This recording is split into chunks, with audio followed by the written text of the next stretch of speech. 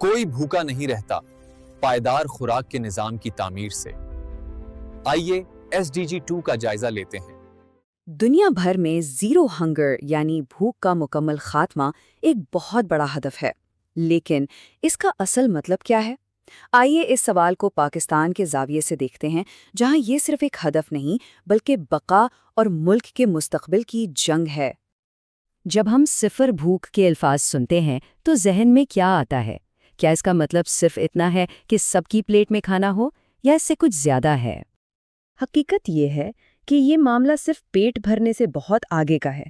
یہ ایک ایسا نظام بنانے کے بارے میں ہے جو ہر ایک انسان کو نہ صرف زندہ رہنے بلکہ پھلنے پھولنے کا موقع دے، اور یہ موقع صرف آج کے لیے نہیں بلکہ آنے والی نسلوں کے لیے بھی ہو۔ اچھا، اس بڑے مقصد کو حاصل کرنے کے لیے ایک عالمی منصوبہ بھی موجود ہے جسے پائیدار ترقی کا ہدف نمبر 2 یا SDG 2 کہتے ہیں۔ تو آئیے ذرا سمجھتے ہیں کہ یہ اصل میں ہے کیا۔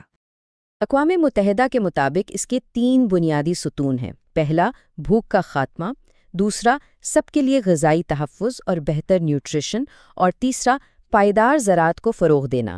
اور یہ تینوں چیزیں الگ الگ نہیں ہیں بلکہ ایک دوسرے سے بہت گہرائی سے جڑی ہوئی ہیں۔ تو یہ ایک طرح کا قدم بقدم سفر ہے۔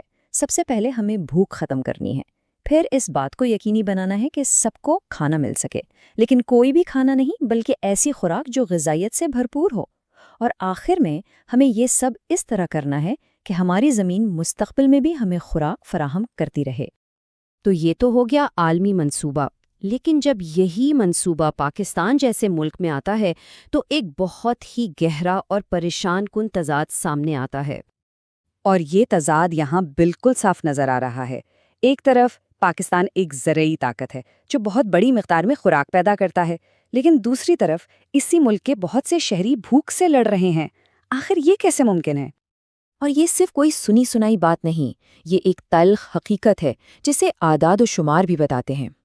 عالمی بھوک کے انڈیکس میں 123 ممالک میں سے 106 نمبر پر ہونا، یہ درجہ بندی خود اس بحران کی سنگینی کو واضح کر دیتی ہے۔ تو سب سے اہم نقطہ یہ ہے کہ مسئلہ خوراک کی کمی کا نہیں ہے، اصل مسئلہ معاشی ہے۔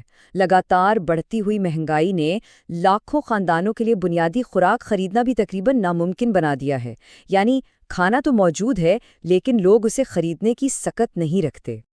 اس معاشی بحران کا سب سے تکلیف دہ اور المناک نتیجہ بچوں کی صحت پر نکلتا ہے، خاص طور پر سٹنٹنگ کی صورت میں۔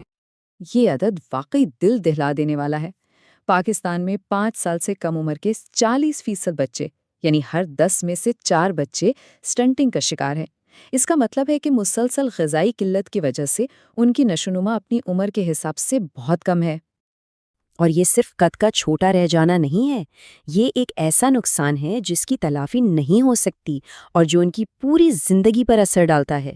یہ ان کی سیکھنے کی صلاحیت کو کم کرتا ہے، ان کے مستقبل کے مواقع کو محدود کرتا ہے اور غربت کے چکر کو نسل در نسل آگے بڑھاتا ہے۔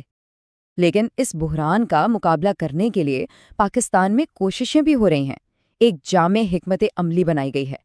آئیے دیکھتے ہیں کہ اس مسئلے سے نمٹنے کے لیے کیا اقدامات کیے جا رہے ہیں۔ قومی سطح پر یہ حکمت عملی 4 ستونوں پر کھڑی ہے۔ پہلا، زیادہ سے زیادہ خوراک پیدا کرنا، لیکن پیداوار کا کوئی فائدہ نہیں اگر لوگ اسے خرید نہ سکیں، اس لیے دوسرا ستون ہے رسائی اور استطاعت۔ تیسرا ستون اس بات کو یقینی بناتا ہے کہ کھانا صرف دستیاب ہی نہیں بلکہ غذائیت سے بھرپور اور محفوظ بھی ہو۔ اور آخر میں چوتھا ستون مستقبل کو محفوظ بناتا ہے تاکہ موسمیاتی تبدیلی جیسے خطرات اس پورے نظام کو تباہ نہ کر دیں۔ اور زمینی سطح پر بے نظیر نشوونما پروگرام جیسے اقدامات براہ راست سٹنٹنگ کے بحران سے نمٹ رہے ہیں۔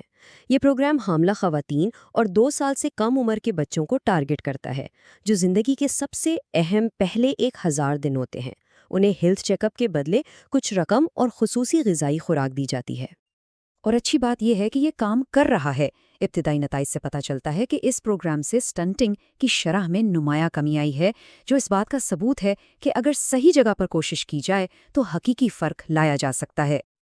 لیکن ان تمام مثبت اقدامات کے باوجود پاکستان کی یہ پیش رفت مسلسل خطرات کی زد میں ہے، ایسے خطرات جو اس کامیابی کی راہ میں رکاوٹ بن سکتے ہیں۔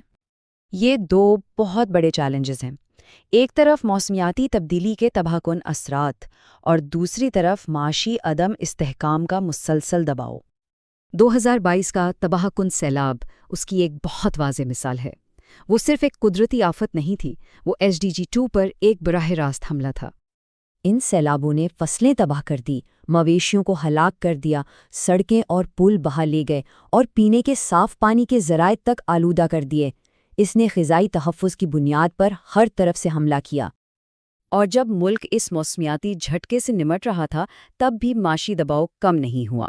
مسلسل مہنگائی اس بات کو یقینی بنا رہی ہے کہ جو لوگ سیلاب سے بچ بھی گئے وہ بھی میز پر کھانا رکھنے کے لیے جدوجہد کر رہے ہیں۔ تو آخر میں ہم اس ایک اہم سوال پر پہنچتے ہیں، پاکستان کے پاس پالیسیاں بھی ہیں اور پروگرام بھی، لیکن کیا یہ موسمیاتی تبدیلی اور معاشی بحران جیسی زبردست قوتوں کا ایک ہی وقت میں مقابلہ کرنے کے لیے کافی ہیں؟ یہ وہ جنگ ہے جس کا نتیجہ لاکھوں لوگوں کا مستقبل طے کرے گا۔ آپ کے قیمتی وقت کا شکریہ۔ میں ہوں محمد ذیشان آوان۔ ہمارے ویژن 2047 کو سمجھنے اور اس میں حصہ لینے کے لیے ہمارے ساتھ رجسٹر ہوں۔